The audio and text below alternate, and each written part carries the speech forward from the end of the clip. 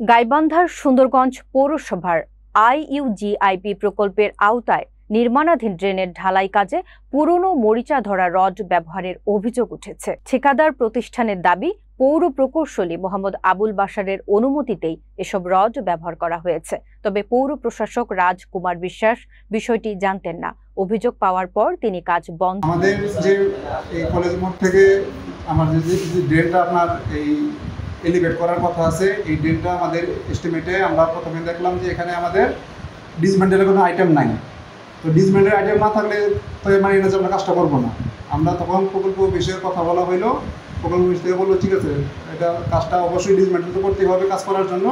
ডিসমেন্ট item যেহেতু নাই, সেটা আমরা যখন রেডি বা রিকোয়েস্ট করবো ওই সময় জিনিসটা আমরা ধরে দিব।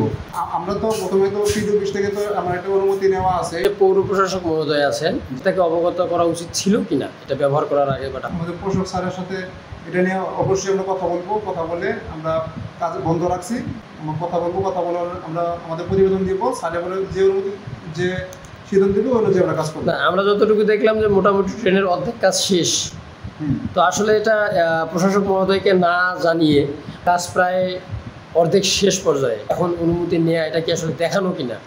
না, এখানে ব্যাপারটা তো অনুমতি বলতে স্যারকে আমরা জিনিসটা অবগত করবো। আমরা আমাদের প্রশাসক মহোদয়কে অবগত করবো যে আমরা এই জিনিসটা এই স্যালভেজ আকারে এইভাবে কাজ করা হচ্ছে, সেটা স্যারকে অবগত করবো। আপনার পৌর প্রশাসক মহোদয়কে অবগত না করে কাজটা যতটুকু করা হয়েছে এটা আসলে বিধিসম্মত হয়েছে কিনা? এখানে যে কাজটা হচ্ছে, কাজটা তো অবশ্যই স্যারকে অবগত না করে তো কাজটা হচ্ছে না। না, এই যে সেকেন্ড হ্যান্ড রড যেটা পুরনো রড যেটা ব্যবহার সার্ভেন্সির ক্ষেত্রে, এই বিষয়টা উনি অবগত না। উনি বলছে আমাদেরকে আচ্ছা, উনি অবগত না। আমরা ওনাকে জিনিসটা আবার এই আমাদের অফিসে যারা ইঞ্জিনিয়ার সবাইকে নিয়ে স্যারকে আমরা জিনিসটা বোঝাই বলবো, তারপর উনি যে সিদ্ধান্ত দিবে ওই অনুযায়ী কাজ হবে। অর্ধেক পর্যন্ত যে ড্রেন হলো, অর্ধেক বললে ওটা ঠিকাদার আপনার ওটা ভেঙে বাড়ি করে দিবে। কাজ বন্ধ করেছি এবং পুরো কাজটা যাতে নতুন রড দিয়ে করা হয় সে ব্যাপারে ঠিকাদারকে বলা হবে। আর পুরাতন যে রড সেটা এস্টিমেট করে তারা একটা মূল্য নির্ধারণ করবে।